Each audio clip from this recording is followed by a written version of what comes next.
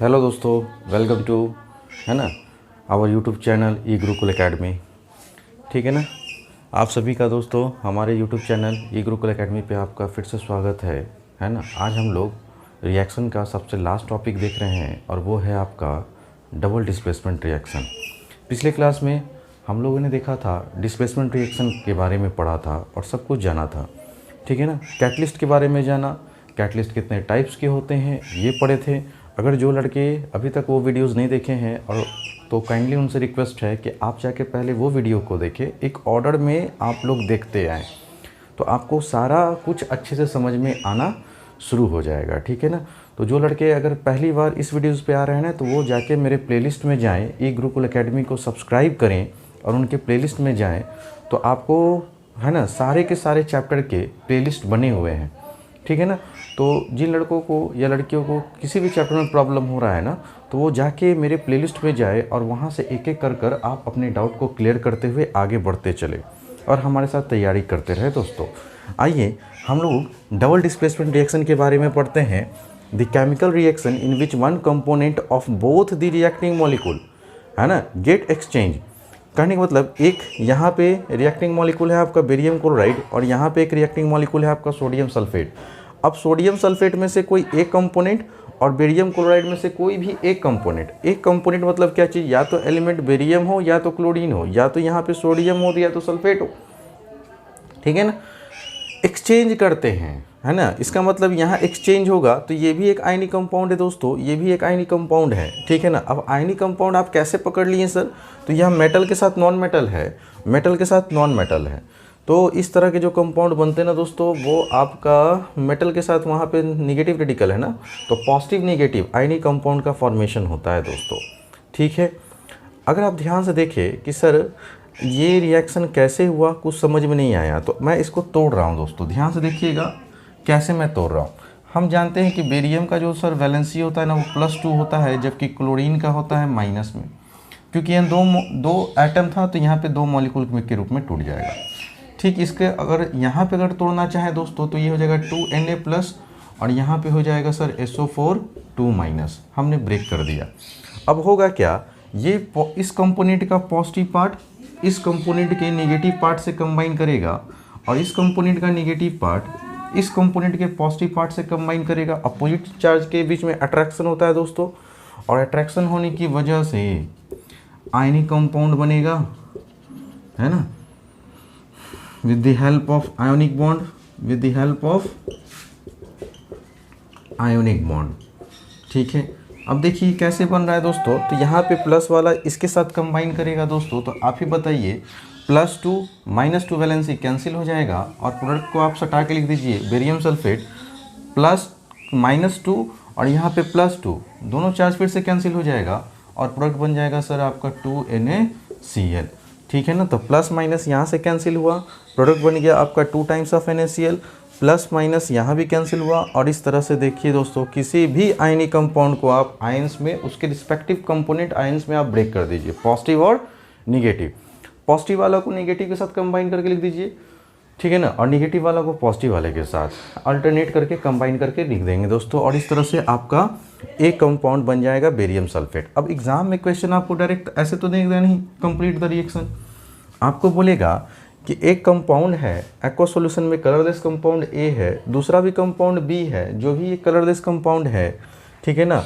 और एक white precipitate बनाता है। ठीक है ना।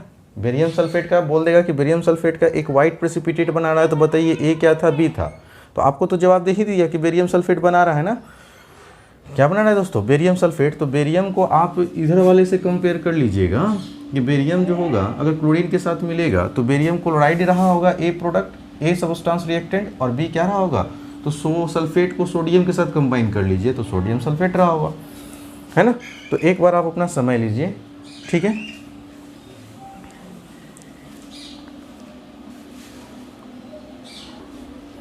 आइए दोस्तों, एक बहुत ही बेहतरीन और एग्ज़ाम में सबसे ज़्यादा पूछने वाला है ना क्वेश्चन जो है वो मैं एक्टिविटी के थ्रू आपको डिस्कस करने चाहता हूँ, बहुत अच्छे से आपको एक्सप्लेन कर। ठीक है ना। अब डिस्प्लेसमेंट रिएक्शन क्या होता है, डबल डिस्प्लेसमेंट रिएक्शन क्या होता है दोस्तों, ठीक है ना। बस ये एक्टिविटी, ये बस डेफिनेशन लिखा देने से और 2 एग्जांपल लिखा देने से सर कुछ बात नहीं बनेगा, ठीक है ना। समझ में आ रहा है ना। अगर बोर्ड का अगर प्रीवियस ईयर का क्वेश्चन उठाकर देखेंगे ना 4 साल या 5 साल का, तो आपको समझ में आएगा कि सर ने ठीक बोला था कि अगर ऊपर ऊपर खाली डेफिनेशन रट लें और 1-2 एग्जांपल रट लें तो बात वहाँ पे नहीं गलेगी, ठीक है ना। अगर आप एक टॉपर की तरह सोचना चाहते हैं और एक टॉपर की तरह बनना चाहते हैं ना, तो आपकी अप्रोच पढ़ने का जैसा मैं बता रहा हूँ अगर वैसा आप फॉलो करते हैं ना, तो आप डेफिनेटली आप बहुत बहुत हमको थैंक्स करेंगे दोस्तों। जहाँ से भी देख रहे होंगे वीडियो, वहाँ से आप हमको थैंक्स करेंगे, ठीक है ना, कि नहीं सर ने जो बोला था वो 100% है ना एक्यूरेट बात बोला था, ठीक है ना। तो आइए, जो भी इम्पोर्टेंट टॉपिक रहता है ना दोस्तों, मेरी आदत है कि मैं वहाँ पे VVI कर देता हूँ, ठीक है ना। अगर मैं इस टॉपिक को जो अभी डिस्कस कर रहा हूँ, इस एक्टिविटी को अगर VVI कर रहा हूँ, तो कहीं ना कहीं से बहुत सारे क्वेश्चन एग्ज़ाम में निकलेंगे। और जितने भी क्वेश्चन निकलेंगे एग्ज़ाम में ना दोस्तों, बस ये टॉपिक ख़त्म होने के बाद मैं आपको एक एक कर इसी टॉपिक से वापस लेके आऊँगा और कहूँगा कि डबल डिस्प्लेसमेंट में मैंने एक एक्टिविटी आपको फुल डिस्क्रिप्शन में पढ़ाया था, उस पर बेस देखिए अभी तक के प्रीवियस ईयर में कितने सारे क्वेश्चन पूछे गए हैं। तो आइए पहले एक्टिविटी को समझते हैं, एक्टिविटी क्या कहता है वो जानते हैं, और उसके बाद इस पर बेस्ड क्वेश्चन देखेंगे कि सर वाकई में एग्ज़ाम में ऐसे ऐसे क्वेश्चन पूछे गए हैं, ठीक है। ये एक्टिविटी क्या है दोस्तों, तो एक 2 टेस्ट ट्यूब लिया गया है ना, एक मान लीजिए A है, ठीक है ना दोस्तों, और एक मान लीजिए B है, ठीक है, कोई दिक्कत। तो in a tube take a small amount of sodium, solid sodium carbonate. तो आप एक में देख रहे हैं ना कि यहाँ पे इस टेस्ट ट्यूब A में जो है, ठीक है ना, हमने लिया solid sodium carbonate, solid sodium carbonate, ठीक है। अब जिनको नहीं पता है इनका फॉर्मूला, तो ये होता है Na2CO3 दोस्तों, ठीक है, solid carbonate, sodium solid carbonate लिया गया। And add few drop of dilute hydrochloric acid. अब इस टेस्ट ट्यूब में हम लोग ड्रॉप वाइज क्या कर रहे हैं दोस्तों, dilute hydrochloric acid drop wise इसमें डाल रहे हैं, ठीक है। Chemical reaction will immediately set in resulting in the evolution of CO2 gas.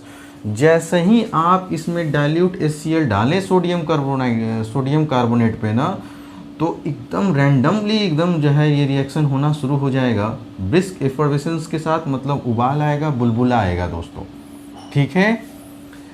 और इस बुलबुला किसकी वजह से आ रहा है, कौन से गैस की वजह से दोस्तों, तो ये बुलबुला जो आ रहा है दोस्तों ना, ये आ रहा है आपका कार्बन डाइऑक्साइड गैस की वजह से। कौन सा गैस, कार्बन डाइऑक्साइड गैस की वजह से, ठीक है। तो CO2 का इवोल्यूशन स्टार्ट हो जाएगा, which is a component by brisk effervescence, जिससे आपको पता चलेगा कि उसमें बुलबुला जो उठ रहा है ना टेस्ट ट्यूब A में, तो वो किस गैस की वजह से हो रहा है। तो आप बोलेंगे सर एग्जैक्टली CO2 गैस ही प्रेजेंट है तभी तो बुलबुला हो रहा है। With the help of delivering tube, अब एक डिलीवरी ट्यूब लिया गया है, मतलब एक पाइप लिया गया है जो इससे भी कनेक्टेड है और इससे भी कनेक्टेड है। तो जो भी ये आप डिलीवरी ट्यूब देख रहे हैं जो B में गया है, वो A से होता हुआ B में गया है ना, तो गैस जो होगा कार्बन डाइऑक्साइड ये इस टेस्ट ट्यूब A से निकलेगा और इस डिलीवरी ट्यूब से होता हुआ टेस्ट ट्यूब B में जाएगा दोस्तों, ठीक है। With the help of a delivery tube pass the vapour of the gas evolve through the lime water. अब यहाँ पे जो देख रहे हैं ना टेस्ट ट्यूब B में कौन सा वाटर लिया गया है दोस्तों, लाइम वाटर। अब इस लाइम वाटर में ये CO2 गैस धीरे धीरे इंटर कर रहा है, ठीक है। अब यहाँ पे फिर से देखिए क्या घटना घटेगी सर, कैल्शियम हाइड्रोक्साइड। अब कैल्शियम हाइड्रोक्साइड आप जानते हैं कि CaOH का होल ट्वाइस होता है, इसी को तो लाइम वाटर कहते हैं। तो याद रखिएगा ये लाइम वाटर कुछ और नहीं है दोस्तों, ये है CaOH का होल ट्वाइस, कैल्शियम हाइड्रोक्साइड है ना, यही है लाइम वाटर, ठीक है। तो आप क्या देख रहे हैं दोस्तों, calcium hydroxide present in lime water immediately becomes milky. तो आप क्या देखेंगे कि जैसे ही ये CO2 गैस इस लाइम वाटर में आएगा तो इस लाइम वाटर का कलर जो होगा वो मिल्की वाइट हो जाएगा। इसका मतलब इसका कलर चेंज कर जाएगा, मिल्की वाइट हो जाएगा दोस्तों, ठीक है। Due to the formation of precipitate of calcium carbonate, और यहाँ पे एक प्रेसिपिटेट बना लेगा दोस्तों आपका कैल्शियम कार्बोनेट, है ना। इसी की वजह से इसका सॉल्यूशन का जो कलर था वो मिल्की वाइट हो जाएगा। अब ये रिएक्शन जो हुआ इसको 2 स्टेप में आपको दिखा रहे हैं, ठीक है ना। इसके बाद भी बहुत सारे रिएक्शन है दोस्तों, पहले ये 2 स्टेप को समझिए। इनिशियली हम लोग, ठीक है ना, टेस्ट ट्यूब A में जो है सोडियम कार्बोनेट सॉलिड फॉर्म में लिए थे और उस पर ऐड किए कुछ drop of dilute hydrochloric acid. Reaction immediately start हो गया और सोडियम क्लोराइड के साथ आपको कार्बोनिक एसिड बना दोस्तों। H2CO3 को क्या कहते हैं? Carbonic acid. इसको फर्दर ब्रेक करेंगे ना तो ये कार्बन डाइऑक्साइड और वाटर में टूटेगा, ठीक है। तो अभी आपको नहीं दिख रहा होगा, अब यहाँ दिख रहा होगा ना कि क्या हो रहा है सर? फॉर्मेशन हो रहा है किसका? कार्बन डाइऑक्साइड गैस का। गैस है तो लाइटर है ना, तो ये ऊपर उठेगा और डिलीवरी ट्यूब ए से बी में जाना शुरू होगा। अब यहाँ पे जो कैल्शियम हाइड्रोक्साइड जो कि टेस्ट ट्यूब बी में था वो रिएक्ट कर लेगा, है ना, कार्बन डाइऑक्साइड से, और एक वाइट कलर का प्रेसिपिटेट बनाएगा कैल्शियम कार्बोनेट का और वाटर, ठीक है ना। और यही वाइट प्रेसिपिटेट की वजह से इस लाइम वाटर का कलर जो हो गया वो मिल्की हो गया दोस्तों। यहाँ फिगर में भी देख रहे हैं कि CO2 gas turns lime water milky, ठीक है दोस्तों। अब एक रिएक्शन ये है, एक रिएक्शन ये है, दो रिएक्शन है दोस्तों, दोनों का दोनों जो है डबल डिस्प्लेसमेंट रिएक्शन को ही फॉलो कर रहा है। अगर आप ध्यान से देखें तो सर यहाँ पर भी एक्सचेंज ऑफ रेडिकल्स हो रहा है, यहाँ पर भी देखेंगे तो एक्सचेंज ऑफ रेडिकल्स हो रहा है, ठीक है ना। तो अभी आप देखिए सोडियम जो है कार्बोनेट के साथ था, लेकिन अब यहाँ सोडियम किसके साथ आ गया है? क्लोरीन के साथ, और H2CO3 अलग हो गया। यहाँ पे देखिए कैल्शियम अभी हाइड्रोक्साइड के साथ था और यहाँ कैल्शियम अभी कार्बोनेट के साथ आ गया दोस्तों। तो यहाँ भी क्या हुआ? एक्सचेंज ऑफ रेडिकल्स हुआ, है ना। एक कंपोनेंट दूसरे कंपोनेंट का, है ना, अगर एक्सचेंज होता है ना वहाँ पे, तो वहाँ पे आप पढ़ चुके हैं सर, उसको क्या बोलते हैं? Double displacement reaction. तो both this two chemical reactions, है ना, written below is an example of double displacement reaction, ठीक है ना दोस्तों। आप, है ना, बढ़िया से ध्यान दीजिएगा। अब आगे बढ़िएगा। हावेवर ये जो आपका कार्बोनिक एसिड बना था ना दोस्तों, ये हाईली अनस्टेबल होता है। क्या होता है दोस्तों? अनस्टेबल। कार्बोनिक एसिड H2CO3 को कहते हैं। हाईली अनस्टेबल होता है नेचर में। इट इमिडिएटली डिकम्पोज, ये फर्दर टूट जाता है दोस्तों, तुरंत का तुरंत टूट जाएगा। किस में? कार्बन डाइऑक्साइड में और वाटर में, ठीक है, समझ रहे हैं ना। तो यही यहाँ पे लिखा हुआ है। इसके बाद की बात हम लोग करेंगे, तब तक आप लोग टेक योर टाइम प्लीज़।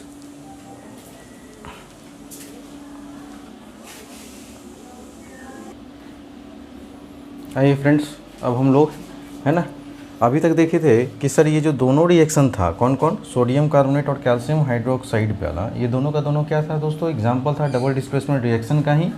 इन दोनों रिएक्शन में भी डबल डिस्प्लेसमेंट ही हो रहा है, रिएक्शन हो रहा है। हावेवर आपने ये देखा था कि ये जो हमारा कार्बोनिक एसिड है ना सर, ये हाईली अनस्टेबल होता है, जिसकी वजह से ये इमीडिएटली जो होता है डिकम्पोज कर जाता है कार्बन डाइऑक्साइड और वाटर में, है ना।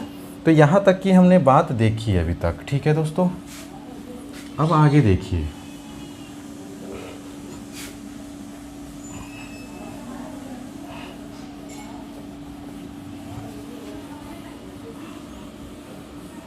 ध्यान दीजिएगा दोस्तों, ठीक है। अब आगे क्या हुआ? ऑन बबलिंग द गैस, जब आप देख रहे थे कि सर जब बुलबुला इस टेस्ट ट्यूब में ए में उठ रहा था ना, तो उसकी वजह से क्या हो रहा था, है ना, वो देखिएगा। On bubbling the gas through lime water, अब इस गैस को सर हम लोग धीरे धीरे लाइम वाटर के थ्रू ले जा रहे हैं ना, ठीक है। तो आप क्या देखे थे सर कि ये जो सॉल्यूशन था लाइम वाटर का, वो मिल्क की कलर में चेंज हो गया। तो मिल्की सॉल्यूशन इज फॉर्म्ड, है ना, due to precipitation of insoluble calcium carbonate, ठीक है ना। तो अब आप देखिए सर, ये जो मेरा इनसॉल्युबल कैल्शियम कार्बोनेट है, इसी की वजह से हो रहा था मैं नहीं।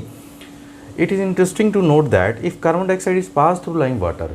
अब देखिए दोस्तों, यहाँ से फिर से बोर्ड में क्वेश्चन पूछा जाता है कि ठीक है सर, पहले तो हम लोग देखें कि लाइम वाटर का कलर मिल्की हो गया, लेकिन अब एग्ज़ाम में क्वेश्चन ये पूछेगा आपसे कि अगर एक्सेस अमाउंट में अगर हम लोग कार्बन डाइऑक्साइड पास करें लाइम वाटर में तो क्या घटना घटेगी। तो आप देखिएगा दोस्तों, ये पूरा अंडरलाइंड वर्ड याद रखिएगा, ठीक है ना, कोई दिक्कत। तो इफ़ CO2 इस पास थ्रू, किधर गया, हाँ यही है ना, if CO2 gas is pass through lime water solution in excess, बोला है वर्ड एक्सेस, है ना, द मिल्कीनेस स्लोली डिसअपीयर्ड। तो आप क्या सीखे सर कि अगर इसमें CO2 की मात्रा और ज़्यादा के ज़्यादा हम इसमें अगर पास करते चलेंगे ना, तो ये जो मिल्कीनेस था ये वापस से डिसअपीयर हो जाएगा, गायब हो जाएगा। ऐसा इसलिए होता है दोस्तों क्योंकि this is due to the formation of water soluble compound calcium hydrogen carbonate. और यहाँ पे देखिए कि एक वाटर सोल्यूबल कंपाउंड बना रहा है कैल्शियम हाइड्रोजन कार्बोनेट दोस्तों। तो हम पढ़ चुके थे कि हाइड्रोजन कार्बोनेट होता है HCO3-, ठीक है ना। तो आप याद रखिएगा दोस्तों, ठीक है। हाँ, चलिए अब इस रिएक्शन को हम लोग क्यों यूज़ करते हैं सर? तो भाई टेस्ट अगर करना हो CO2 गैस के प्रेजेंस को तो आप इस रिएक्शन का इस्तेमाल कर सकते हैं। तो आपने क्या देखा सर कि जो मेरा इनसॉल्युबल वाइट प्रेसिपिटेट बन रहा था कैल्शियम कार्बोनेट का, जिसकी वजह से मिल्कीनेस था, लेकिन अगर हम लोग एक्सेस अगर CO2 इसमें और मिला दें, पहले से तो वाटर तो मौजूद था ही, और अगर CO2 इसमें ऐड कर देंगे दोस्तों तो एक वाटर सोल्यूबल कंपाउंड बना लेता है कैल्शियम हाइड्रोजन कार्बोनेट, और ये जो मिल्कीनेस था दोस्तों वो डिसअपीयर हो जाएगा। ठीक है, कोई दिक्कत वाली बात है दोस्तों यहाँ तक? तो आप बोलेंगे सर है ना, कोई दिक्कत वाली बात नहीं। ठीक है ना, वीडियो को पॉज करें, प्रॉपर तरीके से दोस्तों नोट्स बनाएं, और बस मेरे कॉपी को, पढ़ाए हुए कॉपी को आप बार बार पढ़ें, बार बार पढ़ें। जितने बार आप पढ़ेंगे आपका कॉन्फिडेंस लेवल उतना ही बढ़ेगा। वीडियो पढ़ा रहेगा दोस्तों, ठीक है ना। जितनी बार आपको मन करे उतनी बार आप प्ले कीजिए, उसको पॉज कीजिए, नोट्स बनाइए, कोई प्रॉब्लम नहीं है दोस्तों। ठीक है ना, कोई दिक्कत? आइए कुछ मोर एग्जाम्पल देखते हैं डिस्प्लेसमेंट रिएक्शन का, जो एग्ज़ाम में आपको डायरेक्ट 1 नंबर के मार्क्स में पूछे जाते हैं, है ना। So take your time please.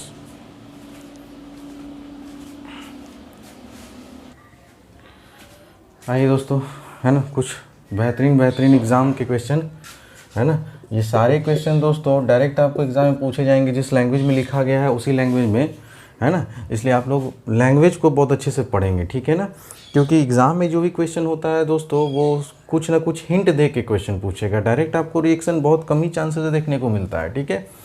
तो सबसे पहले इस स्टेटमेंट को पढ़ेंगे दोस्तों। क्या कहता है? On mixing an aqueous solution of silver nitrate. आपको मालूम है सिल्वर नाइट्रेट AgNO3 को कहते हैं। जिन लड़कों को नहीं मालूम, वो मेरा बेसिक केमिस्ट्री का लेक्चर शुरू से लेकर 8 लेक्चर है दोस्तों, उसको ज़रूर देखें और तब जो है आप हमसे पढ़ना शुरू करें, ठीक है ना। तो on mixing an aqueous solution of silver nitrate with that of sodium, आप सोडियम क्लोराइड यहाँ पे ले दीजिए दोस्तों, सोडियम क्लोराइड, ठीक है। तो कहता है क्या चीज़, एक कर्डी वाइट प्रेसिपिटेट बन जाएगा किसका? सिल्वर क्लोराइड का, और साथ साथ में आप देख रहे हैं कि सोडियम नाइट्रेट का भी फॉर्मेशन होता है। तो आपका जो मेन प्रोडक्ट है वो है सिल्वर क्लोराइड। तो एग्जाम में अगर आपसे पूछेगा कि what happens when an aqueous solution of silver nitrate, ठीक है ना, is mixed with sodium chloride, तो आप क्या बोलेंगे सर? एक कर्डी वाइट प्रेसिपिटेट, दही की तरह एक वाइट, है ना, दही की तरह आपका एक प्रेसिपिटेट फॉर्म्ड होगा, और वो प्रेसिपिटेट किसका होगा दोस्तों? तो आप बोलेंगे सर सिल्वर क्लोराइड का होगा। बात समझ रहे हैं ना, ठीक है। तो इस तरह से क्वेश्चन पूछा जा सकता है लैंग्वेज के रूप में। आपको सेकंड पार्ट में दे देगा कंप्लीट द रिएक्शन, तो आप ऐसे करेंगे, या फिर आपको बोलेगा एक सब्सटेंस ए है, ठीक है ना, उसको सोडियम क्लोराइड से क्या किया गया? रिएक्ट किया गया, तो एक कर्डी वाइट प्रेसिपिटेट बन रहा है।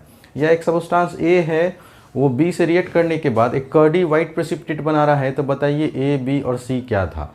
तो ए आपका क्या था? सिल्वर नाइट्रेट, बी क्या था आपका? सोडियम क्लोराइड, और कर्डी वाइट जो प्रेसिपिटेट था वो क्या था दोस्तों? सिल्वर क्लोराइड, और साथ साथ में आपका सोडियम नाइट्रेट बनेगा। दूसरा देखिए दोस्तों, डबल डिस्प्लेसमेंट रिएक्शन का ही एग्जाम्पल चल रहा है दोस्तों, ठीक है ना। अब यहाँ से अगर देखें तो PbNO3 का होल ट्वाइस है, इसका सर रिएक्शन करवा रहे हैं किसके साथ? आप सोडियम सल्फेट के साथ। तो on mixing N aqua solution of lead nitrate with that of the sodium sulphate, a white precipitate बन रहा है सर दोस्तों, किसका? लीड सल्फेट का फॉर्म्ड हो रहा है, ठीक है ना। तो याद रखिएगा, फिर से आपसे पूछा जाएगा what happens when lead nitrate, है ना, रिएक्ट विथ सोडियम सल्फेट, तो आप बोलेंगे सर वाइट प्रेसिपिटेट बनेगा लीड सल्फेट का, और साथ साथ में सोडियम नाइट्रेट बनेगा दोस्तों, ठीक है। नेक्स्ट क्वेश्चन पे आइए। तीसरा जो क्वेश्चन है वो ये है कि on passing hydrogen sulphide gas, ये देखिए आपका हाइड्रोजन सल्फाइड गैस होता है, और इसका जो स्मेल होता है ना दोस्तों, सड़े हुए अंडे की तरह होता है, रोटेन एग स्मेल, याद रखिएगा, ठीक है ना।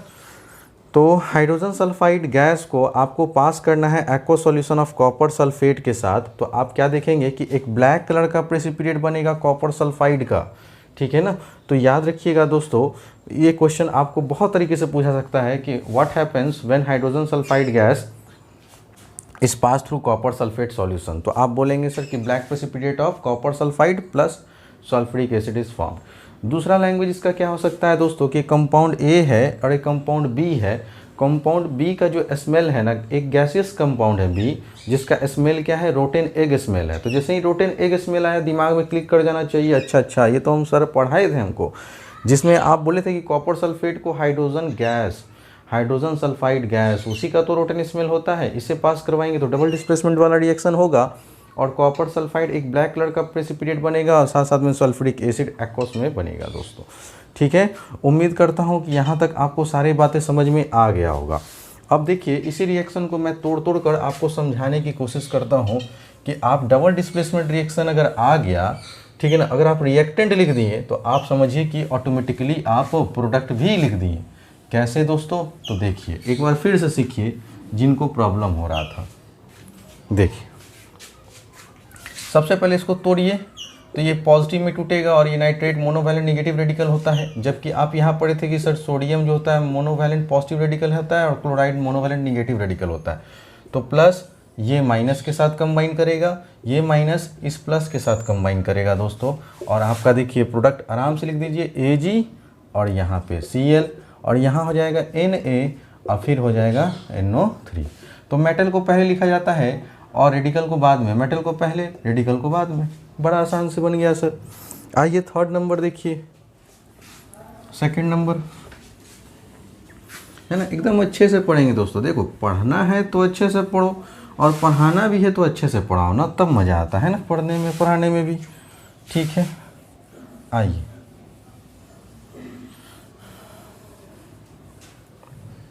देखिए यही रिएक्शन था दोस्तों। अब इसको कैसे करेंगे तो वो देखिए, यहाँ पे आप लिखेंगे क्या चीज़, यहाँ पे 2 है तो 2 जो है इसमें आ जाएगा ना, तो हम इसको इस तरह से भी कह सकते हैं। पहले इसको तोड़ लीजिए आप, तो आप बोलेंगे सर ये हो जाएगा 2Na+ और ये हो जाएगा SO4 2-। ठीक है, कोई दिक्कत वाली बात नहीं दोस्तों। आप बोलेंगे सर ये Pb है ना, Pb+2 हो जाएगा और यहाँ पे नाइट्रेट हो जाएगा माइनस के साथ। बोलिए दोस्तों कोई दिक्कत? अब ये +2 वाला -2 वाले के साथ कंबाइन करेगा, आप इसको कंबाइन कर दीजिए। ठीक है दोस्तों, और ये निगेटिव वाला एक पॉजिटिव वाले के साथ कंबाइन करेगा। तो अगर आप यहाँ देखें तो ये है Pb, तो पहले मेटल लिखिए फिर रेडिकल को लिखिए SO4, फिर मेटल को लिखिए तो यहाँ मेटल Na है और फिर रेडिकल को लिख दीजिए NaNO3 और आप देखिए एग्जैक्टली वही कंपाउंड ऊपर में बन रहा है दोस्तों। ठीक है, और अभी भी किन्हीं को नहीं समझ में आया है तो वो थर्ड रिएक्शन से समझने का कोशिश करेंगे। ठीक है, बहुत शानदार तरीके से पढ़े हैं दोस्तों अभी तक हम लोग। ठीक है ना, और चैप्टर के काफ़ी आखिरी एंड में हम लोग आ चुके हैं। ठीक है ना, तो देखा जाए तो आपका चैप्टर ये कम्प्लीटली ख़त्म ही हो गया है लगभग। अब यहाँ पे कॉपर है सल्फेट है ना दोस्तों, तो हम जानते हैं सर यहाँ पे कॉपर का +2 ही वैलेंसी रहा होगा, तभी तो सल्फेट के साथ कंबाइन कर किया होगा और ये कट गया होगा प्लस-, तो ये CuSO4 बना होगा। फिर यहाँ पे हाइड्रोजन आ जाइए तो H+ के साथ सल्फाइड जो हो गया वो -2 के साथ। अब यहाँ पे 2 कर दीजिए ताकि अब आप आराम से सर सॉल्व कर सकें। ठीक है, कोई दिक्कत वाली बात दोस्तों नहीं। तो ये +2 वाला यहाँ से कंबाइन करेगा और ये माइनस वाला +2 के साथ कंबाइन करेगा दोस्तों। देखिए कॉपर है सल्फर है, कंबाइन किया और हाइड्रोजन H2SO4 बना देगा दोस्तों, कोई दिक्कत? तो इस तरह से आपने देखा दोस्तों डबल डिस्प्लेसमेंट रिएक्शन का कुछ इंपॉर्टेंट और बेहतरीन क्वेश्चन। इसके बाद 2 क्वेश्चन और इम्पॉर्टेंट है दोस्तों, वो करवाने के बाद फिर हम लोग आगे की बात करेंगे। Take your time please.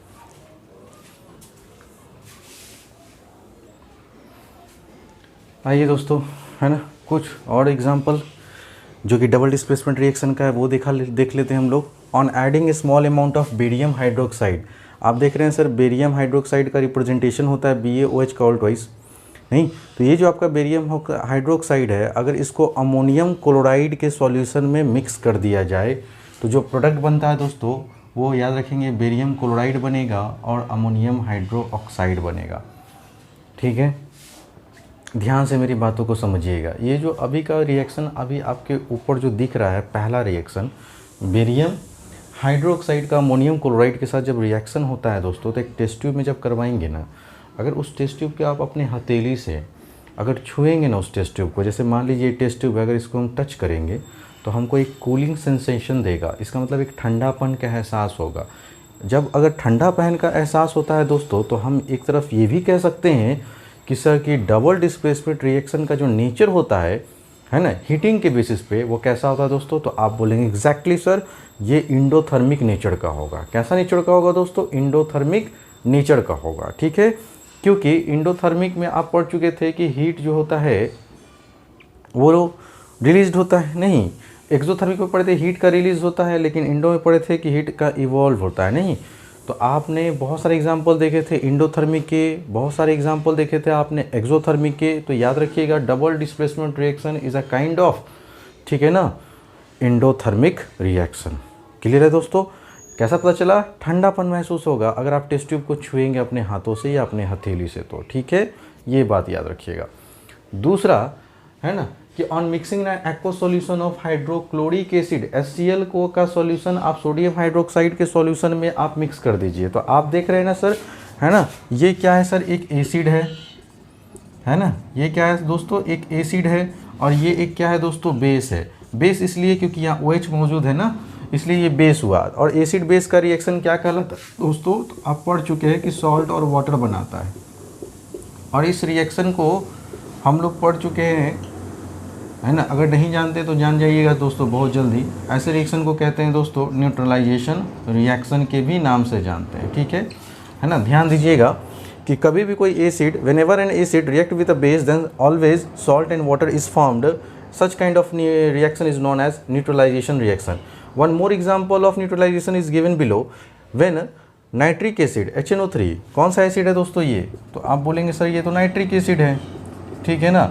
और यहाँ पे बेस देखिए पोटेशियम हाइड्रोक्साइड है, ये एसिड है, ये बेस है, फिर से आपका सॉल्ट बन रहा है दोस्तों, और फिर से आपका वाटर बन रहा है, ठीक है ना। तो यह भी जो है किस कैटेगरी के अंदर आएगा? Neutralisation reaction. तो कुछ डिस्प्लेसमेंट रिएक्शन ऐसे होते हैं जो न्यूट्रलाइजेशन रिएक्शन होता है। बोर्ड में अब क्वेश्चन आपसे ये पूछेगा कि गिव एन एग्जांपल ऑफ, है ना, double displacement reaction as well as neutralisation reaction भी हो वो। तो आप ये दोनों में से कोई भी एक लिख के चले आएंगे, ठीक है ना।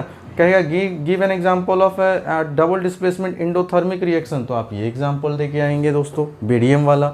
उम्मीद करता हूँ दोस्तों यहाँ तक कि आपको पढ़ाई समझ में आ गया होगा। अगर मेरा मेहनत दोस्तों, मेरा हार्ड वर्क अगर आप लोग को अच्छा लगता होगा ना, तो चैनल को लाइक करना, सब्सक्राइब करना और शेयर करना ना भूले दोस्तों, ठीक है ना। मैक्सिमम टाइम्स आप वीडियोस को प्ले करें, एग्ज़ाम के टाइम में आए, है ना, उसको 2 टाइम्स कर उसकी स्पीड क्वालिटी आप डबल कर दीजिए, ठीक है ना। तो वीडियोज़ आप बहुत तेज़ी से के साथ शॉर्ट वे में आप एक थॉरली रिवीजन कर लेंगे, ठीक है ना। अगर आपसे बोलूँ तो आप यही काम कीजिएगा, 2 टाइम्स उसको मल्टीपल स्पीड को नॉर्मल ला कर देखिए। अगर आप मेरा बात समझ पा रहे हैं तो काफ़ी अच्छी बात है दोस्तों, है ना। 15 तारीख से जो है, 15 अक्टूबर से सारे स्कूल में जो है, कई स्कूल में जो है अभी एग्ज़ाम कंडक्ट होने वाला है, ठीक है ना। तो आप लोग आराम से जो है, जो भी अभी तक जहाँ से जो पढ़े हैं ना दोस्तों, वो पढ़ लीजिए। देखिए मैं स्कूल को लेके नहीं चल रहा हूँ, ठीक है ना, मैं बोर्ड को लेके चलूँगा, और मैं बहुत चीज़ जैसे मैं पढ़ाता हूँ नॉर्मल तरीके से ना, वैसे ही पढ़ाऊँगा, ठीक है ना। कोई दिक्कत दोस्तों? मिलते हैं अगले क्लास में, ठीक है। तब तक के लिए बने रहिए ई गुरुकुल एकेडमी के साथ दोस्तों। Thank you very much for watching.